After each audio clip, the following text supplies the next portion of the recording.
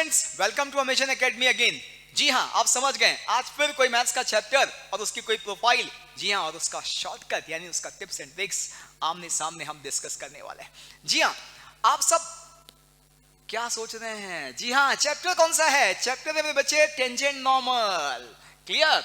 Application of derivative का बहुत ही शानदार चैप्टर, और उसमें आज हम बात करेंगे इस 0,0 पर हम क्या निकालेंगे बच्चे? टेंजेंट की इक्वेशन निकालेंगे। किस कर्व में? ऐसे कर्व में जो कि हमें पॉलिनोमियल की फॉर्म में दिया हुआ है।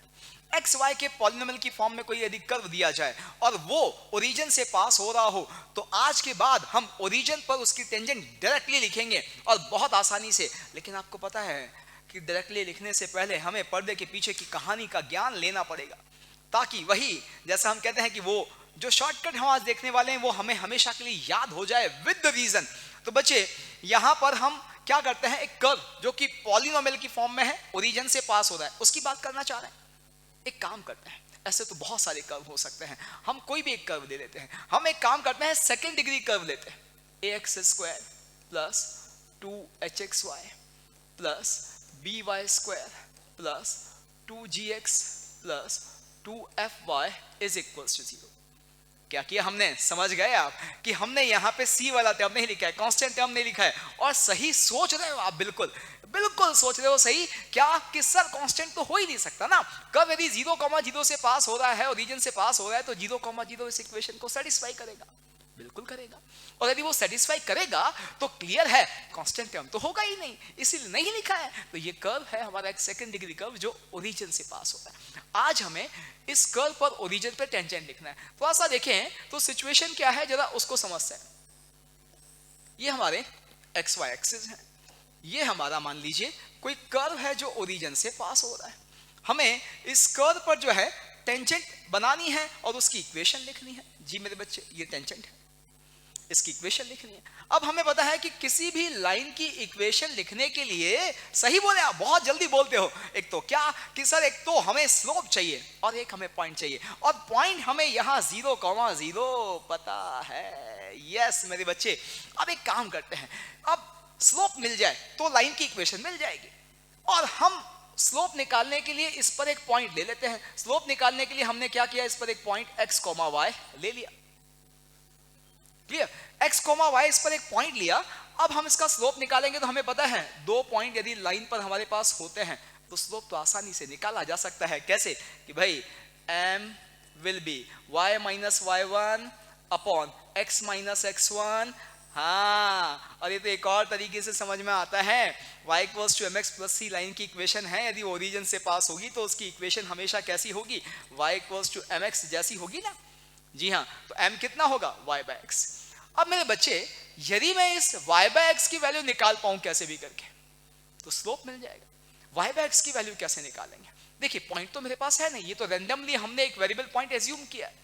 लेकिन एक चीज बताओ, ये जो पॉइंट है ये ओरिजिन से कितनी ही दूरी पर हो, स्लोप तो देगा। जी हाँ, ओरिजिन से ये कितनी ही दूरी पर हो, बस ओरिजिन से अलग है, लेकिन कितनी ही दूरी पर है, बहुत दूर है, बहुत पास है ओरिजिन के। दो पॉइंट है ना, दो पॉइंट है तो स्लोप तो मिल जाएगा ना। तो मेरे बच्चे एक काम करते हैं, हम ये जो पॉइंट है ना एक्स और वाई वाला, इसको ओरिजिन के नजदीक ले आते हैं। ओरिजिन के नजदीक लाए यानी ओरिजिन के नेबरहुड में ले आते हैं। अब ओरिजिन के नेबरहुड में यदि लाएंगे तो होगा क्या? x भी 0 के आसपास की कोई वैल्यू होगी, y भी 0 के आसपास की कोई वैल्यू होगी। तो यदि मुझे अब इसका स्लोप निकालना है तो मैं यहाँ क्या करने वाला हूँ, जरा गौर से देखिएगा।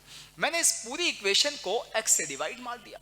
जैसे ही पूरी इक्वेशन को x से डिवाइड मारा, मेरी इक्वेशन कन्वर्ट हो गई ax plus 2hy plus by into y by x। इसी तरह से plus 2g plus 2f into y upon x is equals to 0।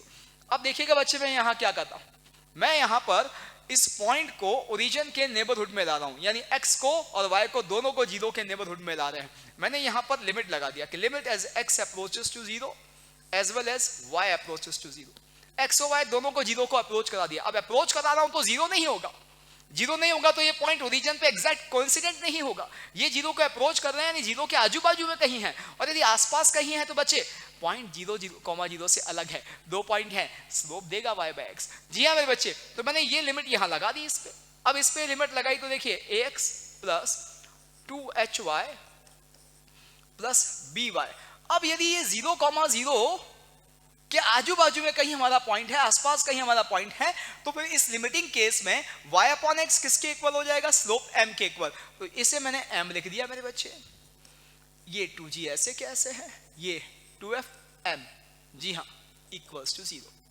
तो मैंने इस पूरे रिलेशन में x और y दोनों को 0,0 का अप्रोच कराया। ऐसा करवाते ही m जो है वो y बाय x के इक्वल हो जाएगा, तो मैंने y बाय x को m लिख दिया।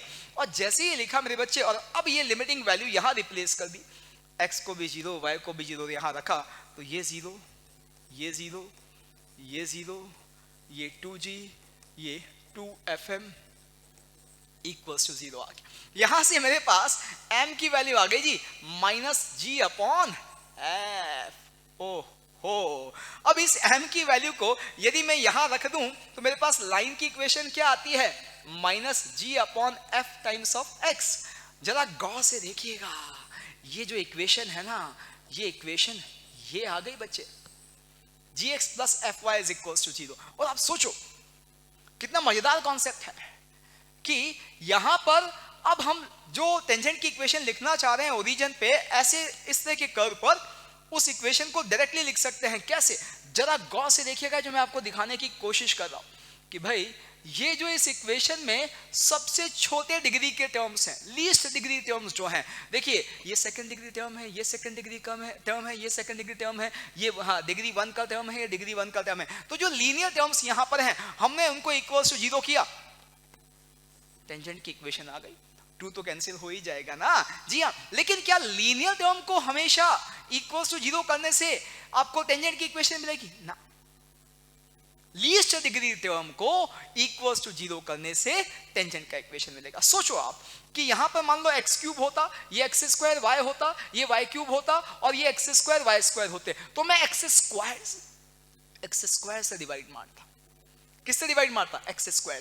और x स्क्वायर से डिवाइड मारता तो y square upon x square क्या होता? वो m स्क्वायर होता। यहाँ का x स्क्वायर कैंसिल हो गया होता, और यहाँ पे देखिए ये जो क्यूबिक टर्म्स थे उनमें x स्क्वायर से डिवाइड मारने के बाद भी एक टर्म बगल में बचा हुआ होता, जैसे ये बचा हुआ है, जैसे ये बचा हुआ है, और ये सबको क्या बना देता? 0।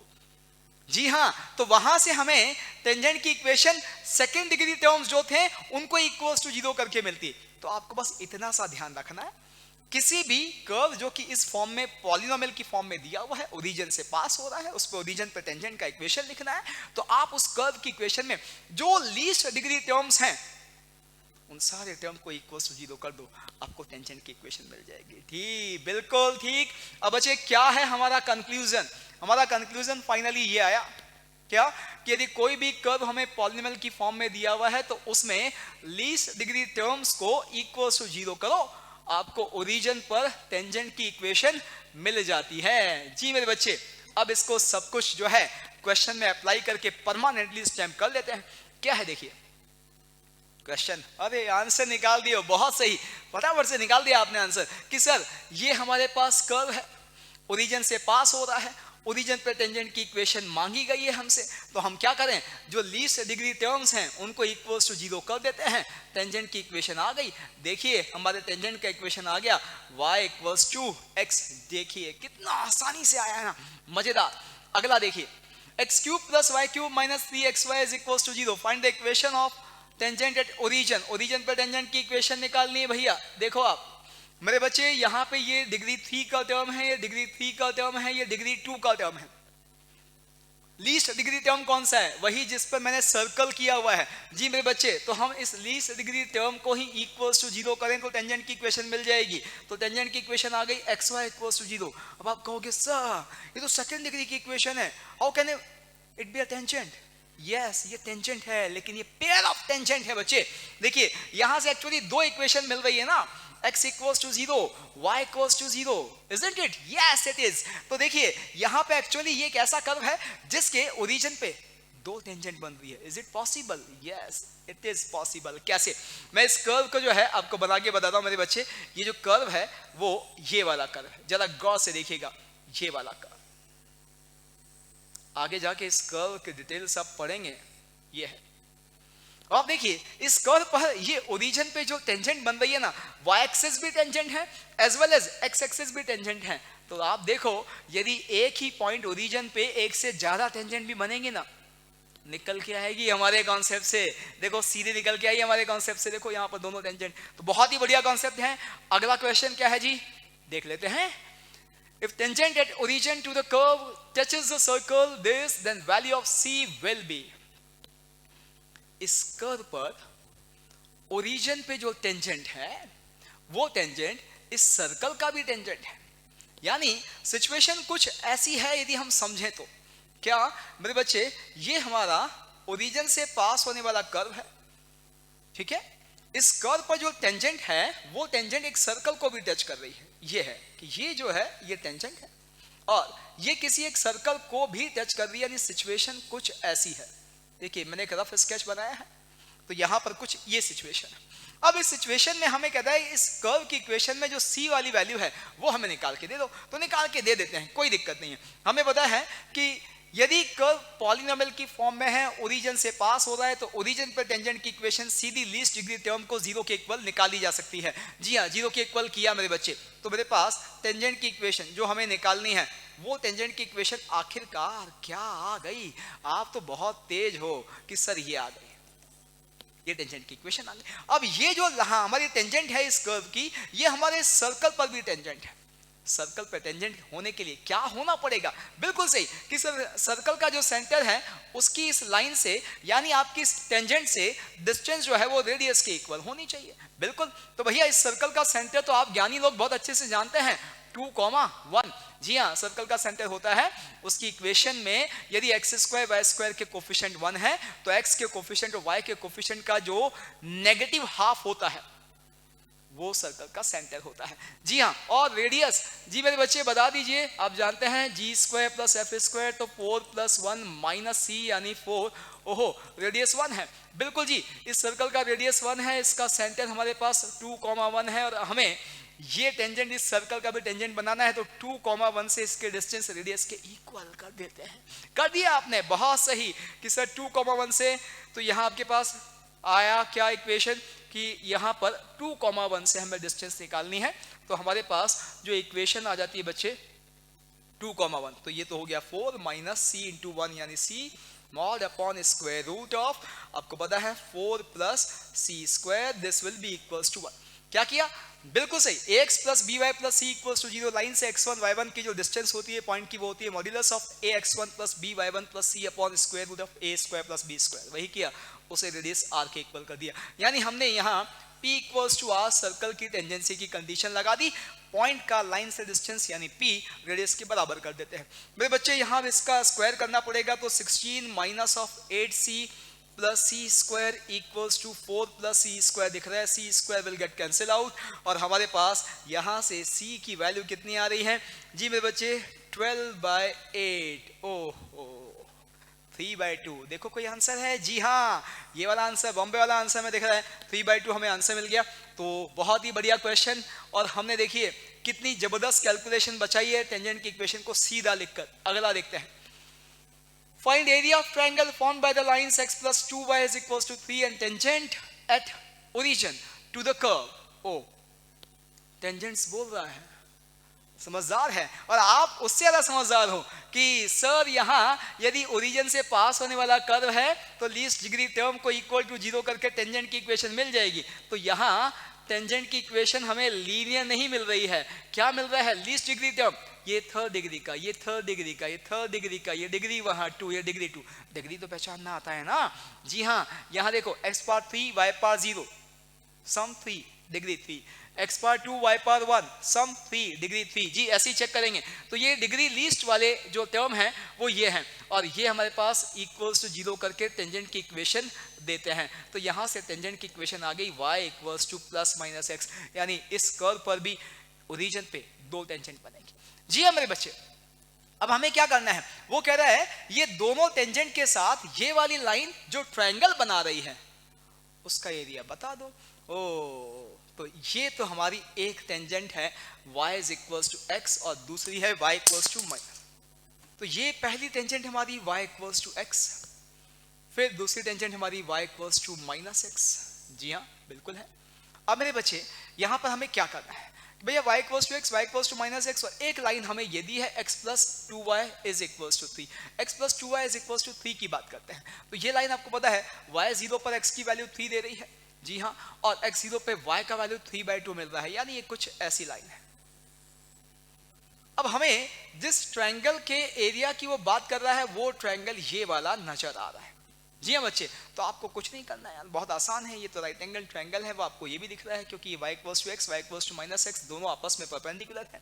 अब ये पॉइंट मिल जाए, ये पॉइंट मिल जाए तो हम एरिया आसानी से निकाल सकते हैं। तो मेरे बच्चे यहाँ पे हमें दिख रहा है, एक बार इसमें y इक्वल्स टू एक्स रखना है, इस लाइन में y को यदि x रख दे तो x की वैल्यू 1 आती है, तो ये पॉइंट तो हो गया 1,1, जी हाँ। और एक बार इसमें y को माइनस एक्स रखना है, तो y को माइनस एक्स रखें तो यहाँ दिखता है minus x is equals to 3, यानी x इक्वल्स टू माइनस 3 है, माइनस 3,3 बन गया।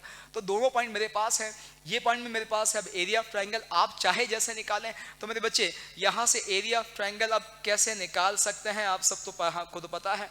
ये एक तरीका हो सकता है कि 0, 0, 1, इसी तरह से 1, 1, 1, और इसी तरह से माइनस 3, 3, 1, याद है ना जी। x1, y1, x2, y2, x3, y3 इन तीनों पॉइंट से बनने वाले ट्रायंगल का एरिया होता है half x1, y1, 1, x2, y2, 1, x3, y3, 1, और इसकी एब्सोल्यूट वैल्यू, जी हाँ बच्चे। तो अब आप तो बहुत समझदार लोग हैं, आंसर निकाल दिए हैं, सीधा इस रो के रिस्पेक्ट में एक्सपांशन कर दें, 2, 2 0 हैं जी। तो मेरे बच्चे यहाँ दिखता है आपको क्या कि -3, -3 और इसका एब्सोल्यूट वैल्यू, तो आपको दिख रहा है कि ये जो आंसर दे रहा है ये दे रहा है 3, तो 3 स्क्वायर यूनिट जो है वो आपके ट्रायंगल का एरिया आ गया, जी हाँ।